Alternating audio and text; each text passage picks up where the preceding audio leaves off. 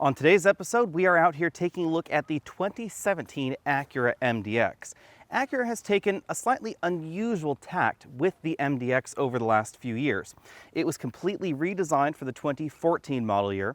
Then in the 2016 model year, we got an all-new transmission under the hood and a few other mechanical changes. And now for the 2017 model year, we have a significant refresh. We have a new front end, we have a retweaked interior, and we have a few more changes going on under the hood because you'll be able to buy a hybrid version of the MDX very soon. However, today's episode is focusing just on the gasoline-only MDX. Expect to see a complete review on the upcoming hybrid all-wheel drive model very soon. The MDX was one of the first vehicles in the luxury segment to have standard full LED headlamps back in 2014. For 2017, that tradition continues, only we have a restyled headlamp module that's more attractive than the original one. It includes these light pipes that also function as the turn signals. You'll see that over there on the passenger side of the vehicle. Inside the headlamp module, we actually have 5 different projector modules. The outer 3 are for the low beams, the inner 2 are for the high beams. Then we have these 3 module LED fog lamps down lower on the front end. But the big change, of course, is this diamond-shaped grille right up front. It replaces the Acura beak that we've seen from them for a while, and we expect this to migrate its way to all of the other Acura models very soon. We have this very, very large Acura logo right in the middle and a 360-degree camera just below that. That's also a big change for 2017. We've seen that in other luxury vehicles for a while. Part of the reason this Acura logo is so large is because all MDX models now come standard with Acura Watch. Acura Watch is an all-encompassing safety system. It includes radar adaptive cruise control, pre-collision warning, pre-collision autonomous braking, lane keeping assistance, and lane departure warning.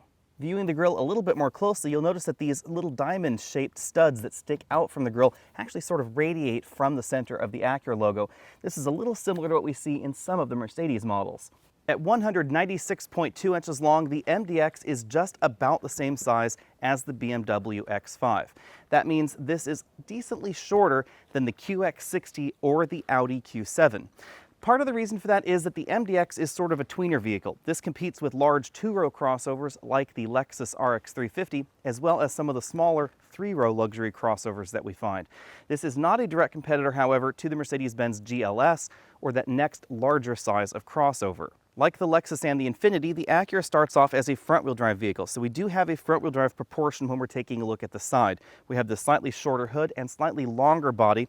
We also have a front wheel that's pushed a little bit back from the front versus something like an X5. The Volvo XC90 is something of an oddity in this segment because from the side profile it looks a little bit more like a rear-wheel drive vehicle, although like the Acura, it starts out as a front-wheel drive car. The rear end styling also gets a tweak for 2017. Keep in mind we are driving the top-end super handling all-wheel drive model, so we have a little super handling all-wheel drive badge right there.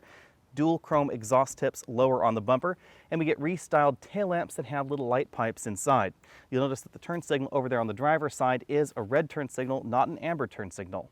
Although the MDX is a 3-row crossover, this section of the rear is styled a little bit more like a 2-row crossover. We have a roofline that drops a little bit more towards the rear than we find in some of the European options, and this rear glass is definitely raked forward a little bit. That means we get slightly less headroom in the back than some of the competition, and it also cuts back on the cargo space just a hair. At the start of the 2017 model year, there will just be this one engine available. It is a 3.5-liter direct injection V6 engine. This engine produces 290 horsepower and 267 pound-feet of torque, sending its power to the front wheels via a 9-speed automatic transmission by default. Super handling all-wheel drive is available.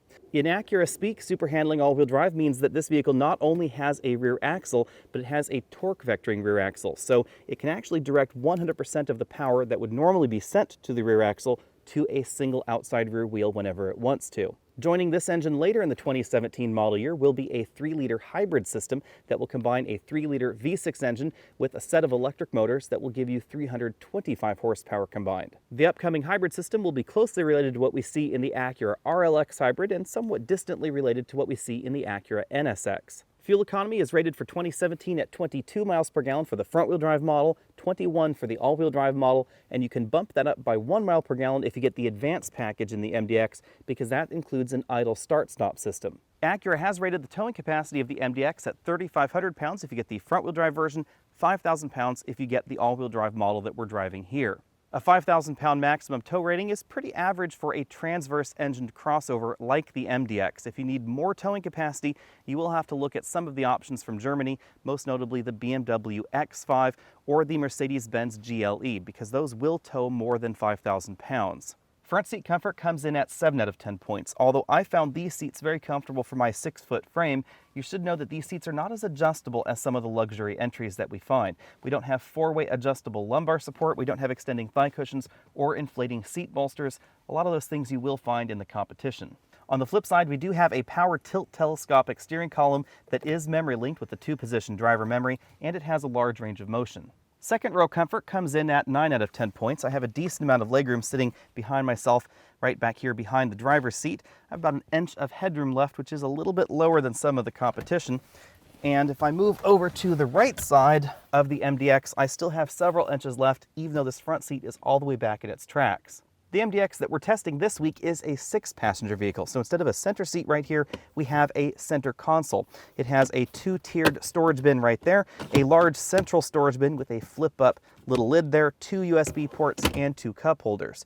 These second row seats are also heated. When it comes to second and third row room, it's important to remember that the MDX is a little bit smaller than something like a Q7 or a QX60.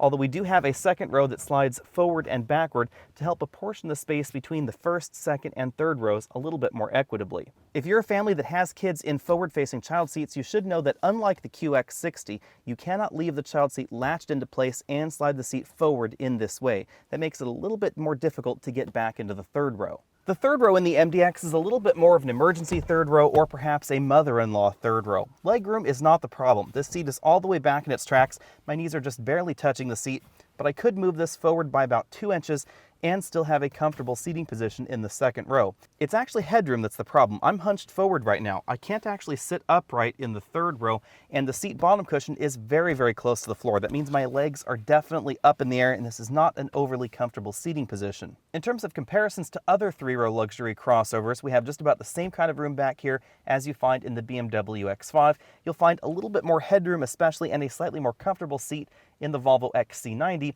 but the Infiniti QX60 is probably going to be the crossover that's in this size range that has the most comfortable third row. Of course, if you really plan on putting adults in the third row of your luxury SUV, then you do need to take a look at full-size luxury SUVs like Cadillac Escalade, the Mercedes-Benz GLS, etc. They're much larger than the MDX, and a lot of that room does go to the third row, as well as the cargo area behind me.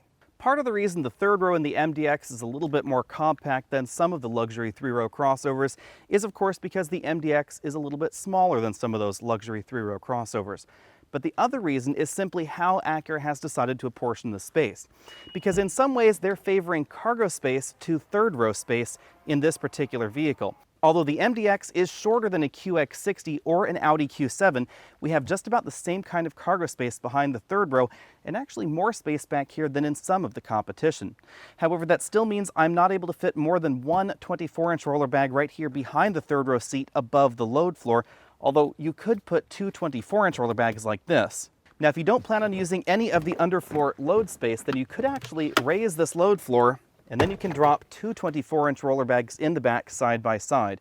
But this is still not the kind of vehicle you could fit 6 people in and 6 people's worth of luggage for a weekend away. You would have to step up to the next size category of crossover or SUV. Most MDX owners, like most 3-row crossover owners, are likely going to keep the third row seats folded most of the time. And if you do that, then you have over 38 cubic feet of storage space, and you could definitely fit a great amount of luggage in the back of the MDX. Of course, folding the third row in this model makes it a 4-seat vehicle because we don't have the middle seat in the second row. Thanks to the generous size of this cargo area, when the third row is in place, I'm going to give this 8 out of 10 points in our exclusive Trunk Comfort Index. Now, I do wish the back end of the MDX was a little bit more square so you could put even more cargo back here, but it is very nicely appointed. We have that underfloor storage area. The spare tire does not affect that volume either. We have a 12-volt power outlet on that side. We have a helper handle and an electric hatch in our particular model. As we look around the interior, keep in mind that this is a refresh for 2017, not a redesign, so we still have a very traditionally sized sunroof over the front row only. You'll find height adjustable seat belts and 2-way adjustable headrests on the driver's side and the front passenger side. The design of these seats is very Acura classic. They have these exaggerated shoulders over here on each side of the seat. I find it an attractive look, but it actually kind of reminds me of one of Lady Gaga's music videos. Let me know what you think about this down there in the comments section below. Unlike some of the European luxury crossovers, leather is standard in the MDX. This is not pleather in the base models. Our model does have the upgraded seats with both heating and ventilation for the front row. One of the big changes for 2017 is that you now find real wood trim in top-end models of the MDX in the United States. In previous years, Acura offered real wood trim in certain world markets, but not the US for some reason.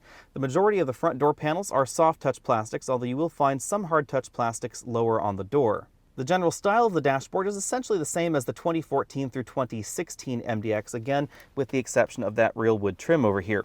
We do have a moderately sized slot-style glove compartment. I was able to fit a tablet computer inside. In the center of the dashboard, we find the same two-screen infotainment system as we saw in the 2016 MDX. In rough terms, the upper screen is used for the mapping database. We click that right there. The camera, which is now a 360-degree camera or a standard backup camera, depending on the model that you get. This is one of the clearer 360-degree cameras available. The two screens generally work in coordination with each other and allow you to see two different things at the same time. Moving down from that, you'll see some direct access buttons for the camera, navigation, phone, info, etc. And then we find the controller knob for that infotainment and navigation system. This is used for interacting with that upper screen. Continuing down from there, we have a small storage cubby. It's not quite large enough to fit a cell phone inside and have it stay into place. 12-volt power outlet, two large cup holders, and Acura's new button-style shifter. Park is a button right here. If you want to go in reverse, you pull this button backwards. Neutral, we press this button right here. Drive or Sport, we switch between those two modes by pressing that button right there. If you want to park the vehicle again, we just hit that Park button. The dynamic mode button affects the way the engine and transmission behave. We can choose between normal, comfort, and sport, and then we have a button to disable the automatic start-stop system that our model has. Moving back from there, we have a large center console, and this is what the key looks like. It's essentially the same as last year's key. Again, more of that real wood trim right here. A center armrest that's leather coated and padded. It opens to reveal one small storage level right there, and you can also lift that up, and then we have access to more storage. Now this divider is kind of interesting because it slides forward and backward and lifts up and out of the way. That allows you to put very large items in the center console like large purses. Inside this center console we find a USB input that interacts with the infotainment system, auxiliary input right here, a 12-volt power outlet, and then two charge-only USB ports as well. On the driver's side, we have an instrument cluster very similar to Acura's sedans. So we have a tachometer on the left, speedometer on the right, and then two smaller gauges on either side of that for the engine temperature and the fuel gauge. In the center of that, we have a color multifunction display. I apologize for the tire pressure warning light right over here. We did have a spare tire in between the time we filmed the exterior and drive section and the time that we're filming the interior of the car. The multifunction display is controlled via a dial on the steering wheel, and it obviously gives you readouts like that tire pressure low indication, as well as your trip computer information, navigation directions, etc. This is also where you can see how the power is being distributed via the super handling all-wheel drive system, whether power is being sent to the rear axle and whether it's being sent across the rear axle to the left and the right. The steering wheel is also very similar to the one used in other Acura sedans. It's leather wrapped with small sport grips up top. We have paddle shifters on the back, down on the left, up on the right. The controls for the infotainment system are over here on the left side of the steering wheel, along with the heated steering wheel enable-disable button. The radar adaptive cruise controls are on the right side. You'll find the lane keeping assistance button right down here, and you can change the following distance with this button. The trip computer and the multifunction display are controlled via this rotary knob and this trip button. In terms of acceleration, the MDX does very well in this segment. We ran from 0 to 60 in 6.1 seconds. That compares very, very well with the T6 version of the XC90 and the 3-liter 6-cylinder version of the BMW X5.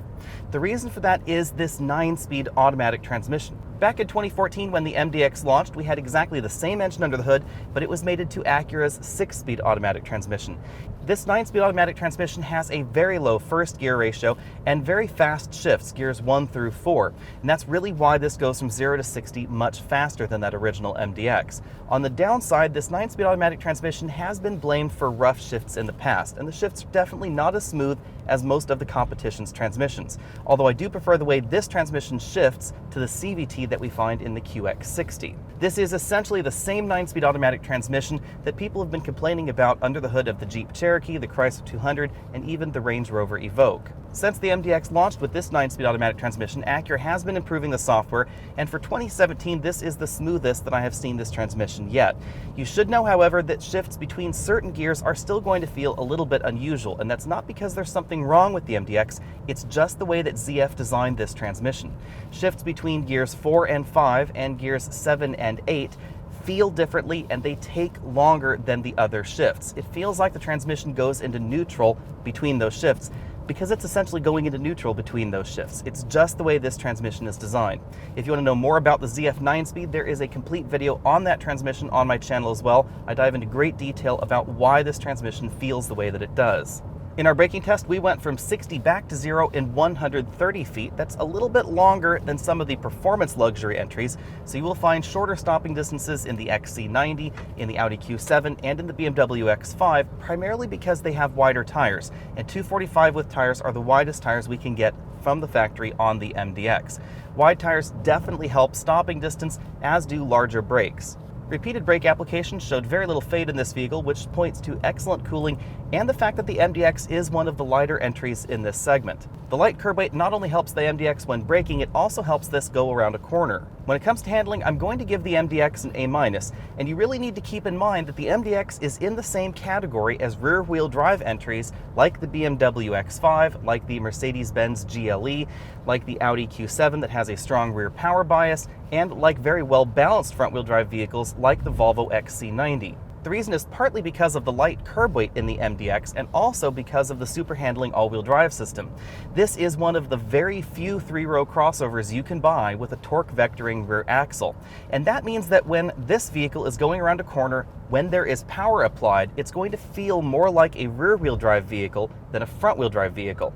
However, because the majority of the vehicle's weight is over the front axle in neutral handling situations, it is going to feel a little bit more like a front-wheel drive vehicle than a rear-wheel drive vehicle. It's kind of an interesting option in this segment that it straddles that fence. The way Acura did this with SH-AWD is they make the rear wheels spin ever so slightly faster than the front wheels, and that means this can send up to 70% of the engine's power to the rear axle, even when there is no wheel slip. And that is very different than we find in the Volvo XC90 or in the Infiniti QX60, because the most those vehicles can do is 50-50, because they do not overdrive the rear axle.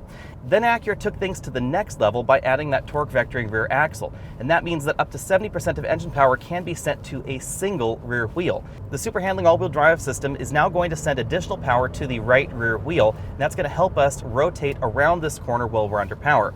If, however, we leave our foot off the accelerator pedal and we enter this corner up here, the MDX is not going to be quite as willing to turn the corner as some of the better balanced vehicles in this segment.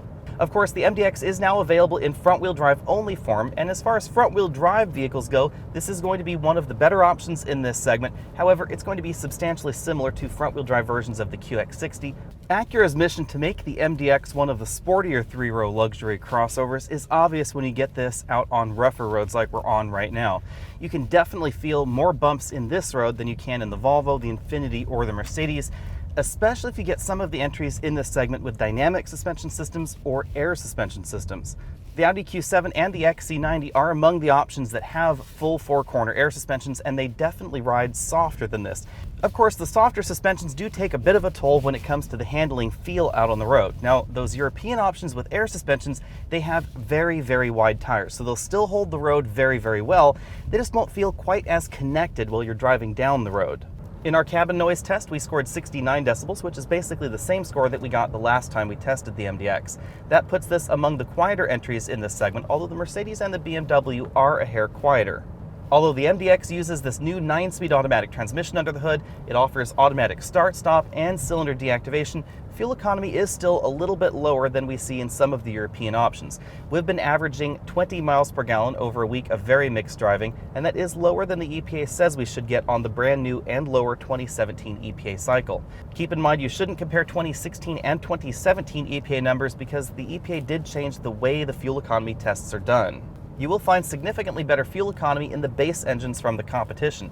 Now that said, keep in mind this MDX is going to be faster than most of those base engines in the other three-row luxury crossovers.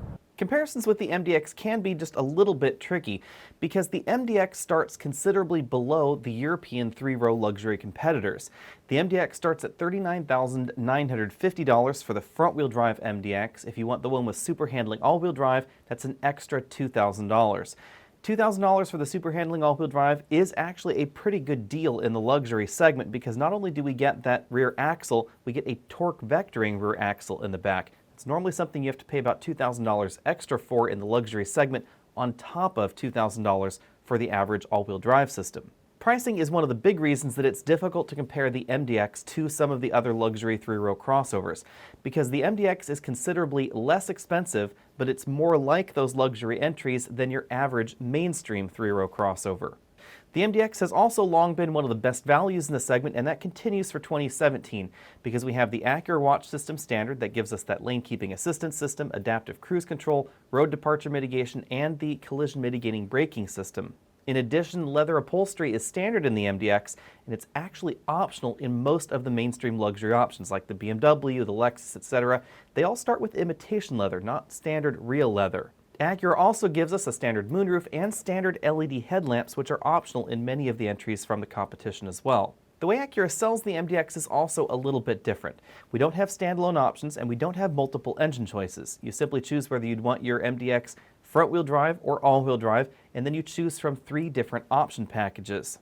Now the 3 packages on the MDX are not standalone, so if you want the entertainment package, you have to have either the technology package or the advanced package, and if you want the advanced package, you have to have the technology package. Now personally, I would skip the entertainment package and spend the $2,000 on some iPads for the rear seat passengers, but I would definitely get the MDX super handling all-wheel drive with the advanced package, and that would ring in at $56,400. Now as we go through the comparison section, keep in mind that $56,400 price of the MDX super handling all-wheel drive Advance. Our first comparison is the BMW X5, and at $55,500, it starts just barely below a very, very well-equipped MDX with all-wheel drive. If you want all-wheel drive in your X5, you're actually going to spend more than the super handling all-wheel drive MDX with the Advanced package at $57,800. Admittedly, the BMW is going to be a hair faster, and it's also going to be rear-wheel drive in its base form and have a very different driving dynamic, but the point here is that you can get a fully loaded MDX for almost the same price as a base BMW X5. You should also keep in mind that the base X5 won't have leather upholstery and it won't have the third row. Those are both optional features. When it comes to handling ability, the MDX, especially with super handling all-wheel drive, is going to compare very well to the BMW X5, and that may surprise a few folks out there.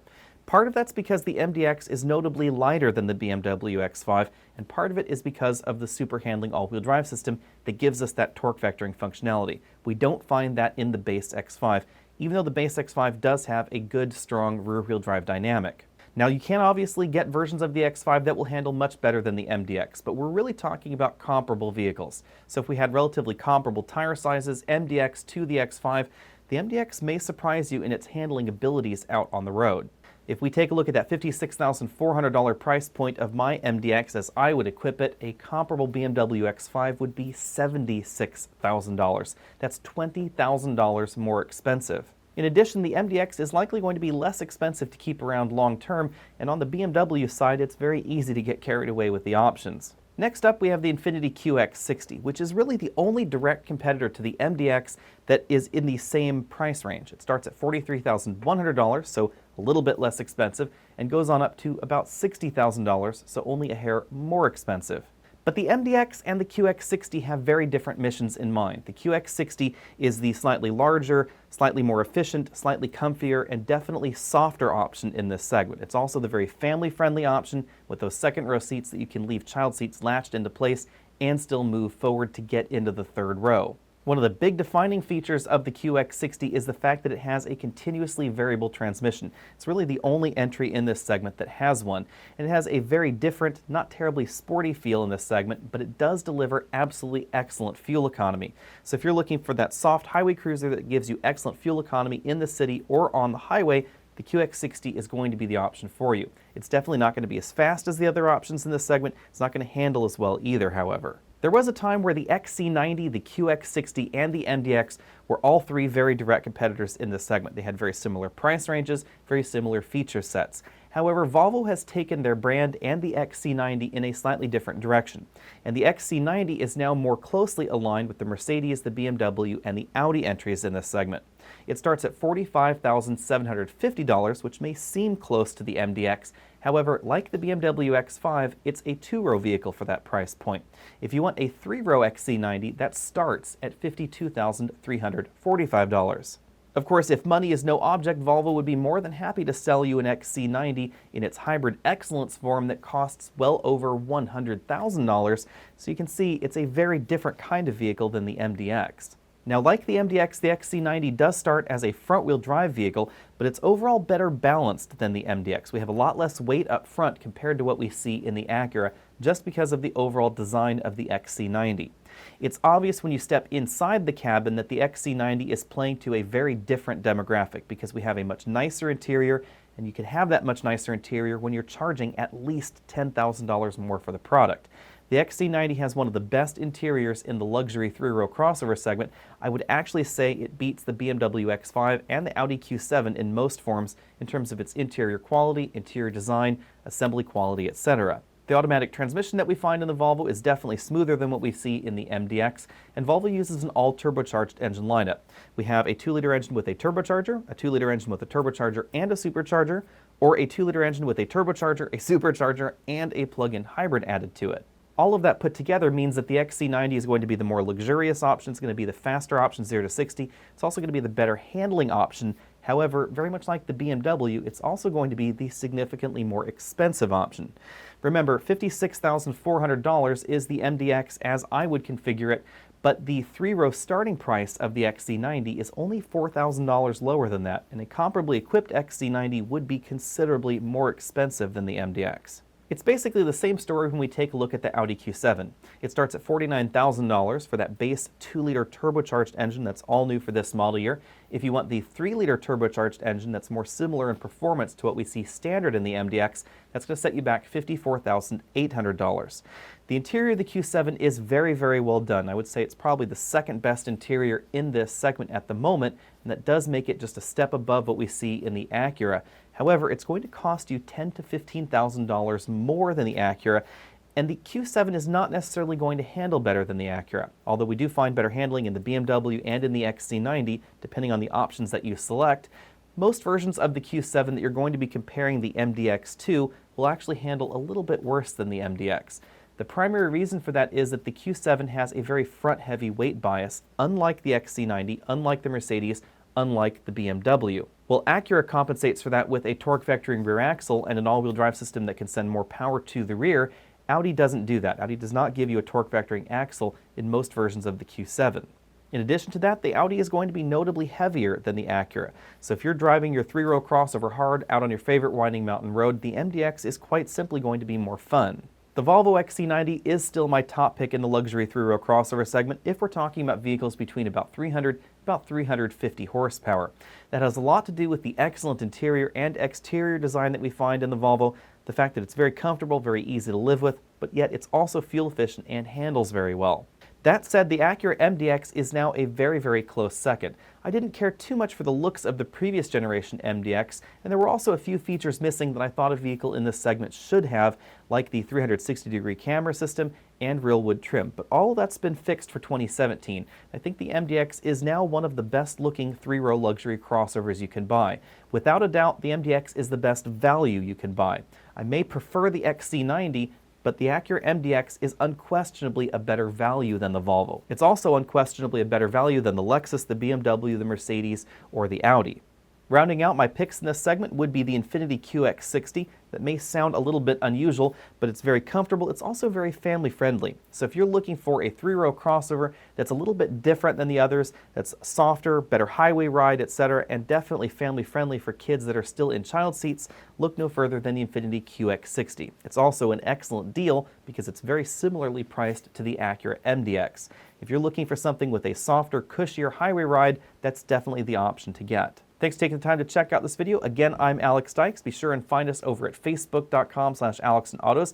You can also find us over at patreon.com if you want to help support this channel. Check out those related videos on the side of your screen. Hit that subscribe button, the like button, comment on this video if you haven't already done so, and I'll see you next week.